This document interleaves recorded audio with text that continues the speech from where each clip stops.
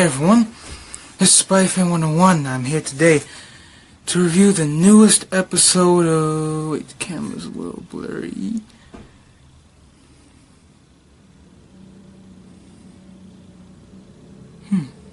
Camera's blurry, I don't know why that is.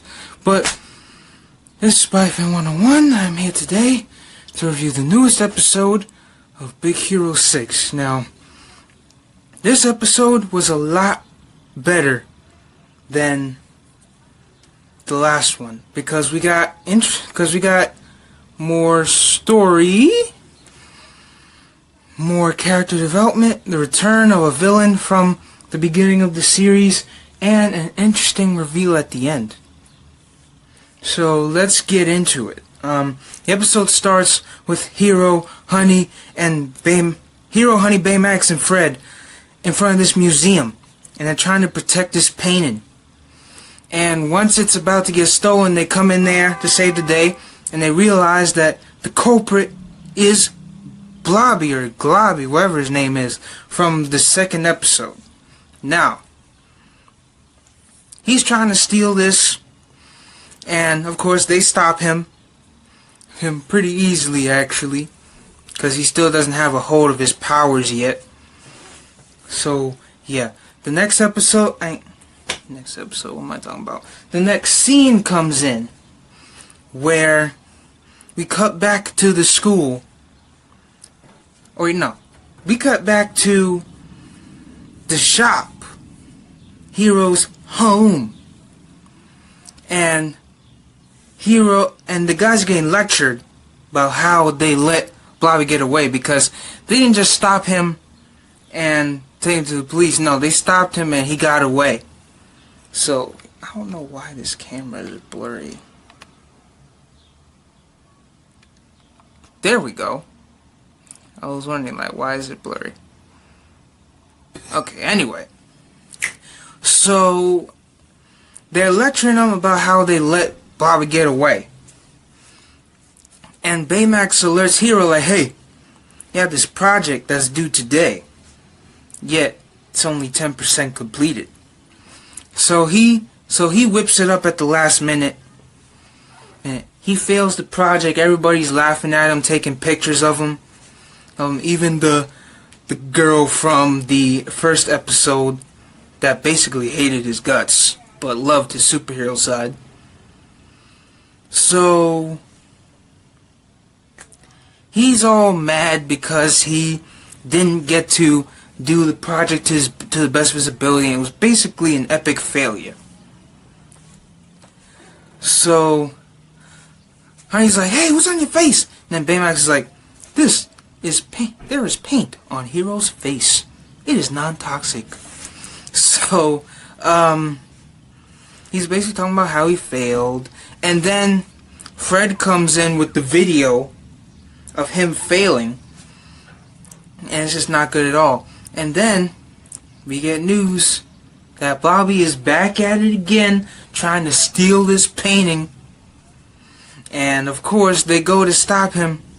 Blobby does get a little closer this time, but ultimately they hit him with the unsticky...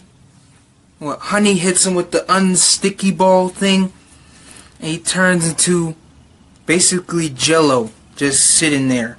He can't move or do anything. So they take it again, and then they say once again. Now this time they put it in. Wait, no.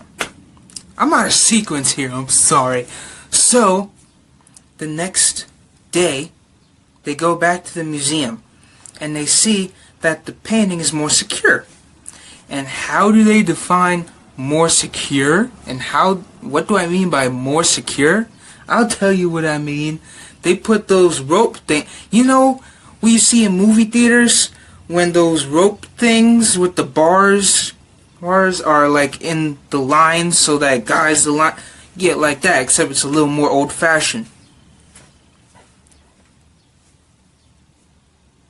They were not trying to protect this painting, let me tell you. So once they're walking around in the museum, they see that, oh, Fred's water fountain that he burned up while him and the Globby were fighting along with the rest of the Big Hero 6.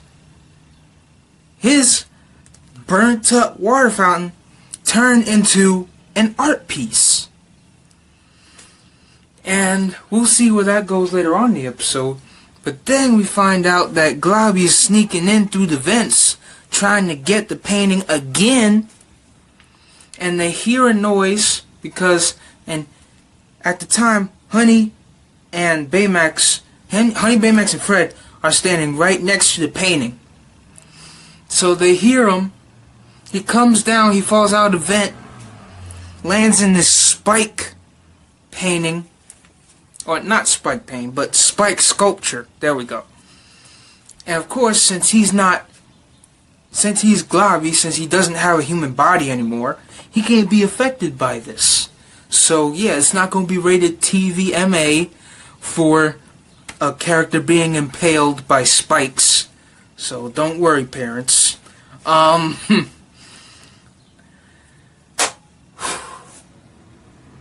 takes the painting again. But however, this time they lock him in.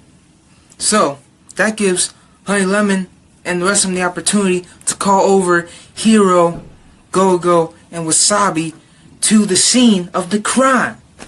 And while that's going on, Hero's trying all these different things for his project, because his project is to basically build this building. He has to find out a way that it could stay stable during an earthquake. And so he's doing all these things, trying to come up with all these solutions, and he's like running out of ideas. So he's sitting there at his desk, and he's basically mad because he can't think of anything. Go-Go and Wasabi come in. Go-Go's about to slap him. He ought to slap him back into shape, put some sense into him. But then Wasabi stops him. He sings a song to Hero, claiming that it slapped him in song. So they get a call.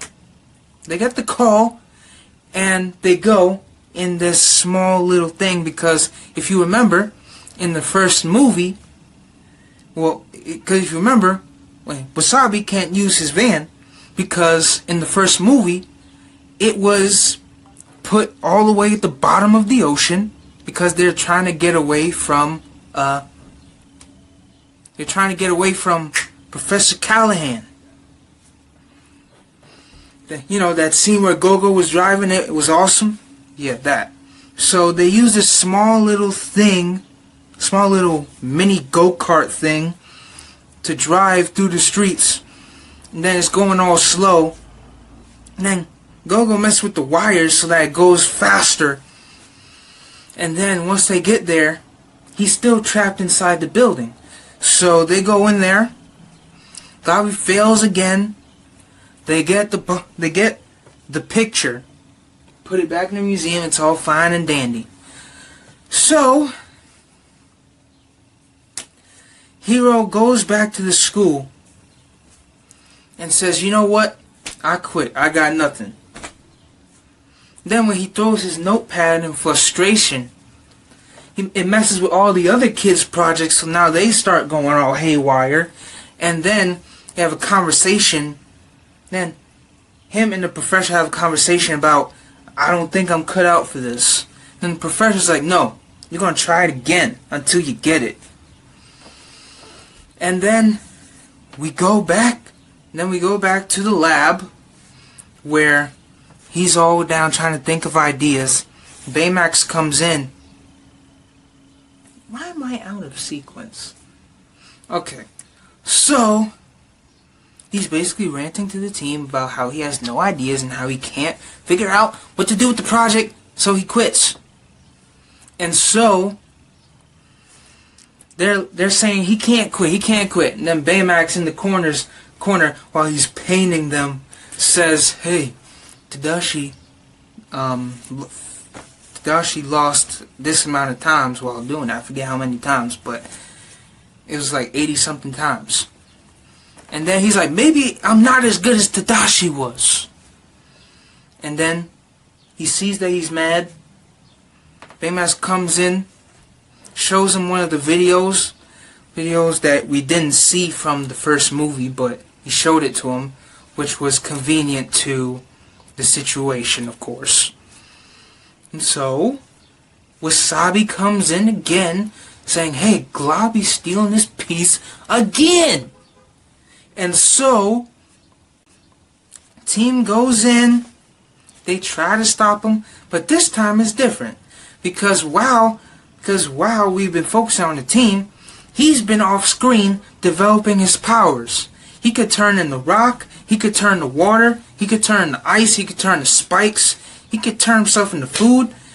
He can even summon a hammer that looks an awful lot like Thor's hammer, Marvel reference. But hey, you can't blame me, bro. This is of Marvel descent. So I'm going to make all the Marvel references I want. So now that he's developed his powers and figured out how to control them, because the thing that he stole in the second episode, you know, can basically turn him into anything now. So this time he actually wins, and he takes the picture from the museum because he beats the Big Hero 6. He escapes, and then he takes it back to wherever he's going. And so Hero learns a lesson from this. He says, look, Globby tried all these times to get the painting and he failed, but this time he succeeded. So maybe that's the same thing with me. Maybe that's what I have to do. So he goes back, he builds the building, but this time he builds these things so that not only does it save that building and every other building around it, but it's also stopping the earthquake from happening because of the frequencies. So he passes, he takes a picture of his condescending partner or school partner, and then we cut back to Globby as he goes to this weird looking place. He's celebrating because he got it, and then throughout the episodes, even in the Big Hero 6 sequel, Baymax Returns, we noticed that there's a strange figure that we would see, and this time we actually saw his face in this episode, and he's like, good job, you got the painting. He breaks it, and he's like, you gotta see what's inside. And then we see this blueprint of like what seems to be technology schematics. We don't know what it's for, but that's what it looks like. And that's where the episode ends. Now, I'm so sorry that was scattered. But, you know, honestly, this was a much better episode than the last one, because the last one had filler written all over it in fine print. But this one actually continued the story. It developed Hero as not only a hero, get it, but it developed him as a character overall, because it shows him that no matter the obstacle, he can't give up. So, yeah. As the score goes, I'm going to give it a 9 out of 10. The only reason why I give it a 9 out of 10 is because, you know, as you might have noticed in the review, the whole thing about Globby going back to get this painting over and over and over seemed kind of repetitive, but at the end of the day, it still meant something. So that's why I give it a 9 out of 10.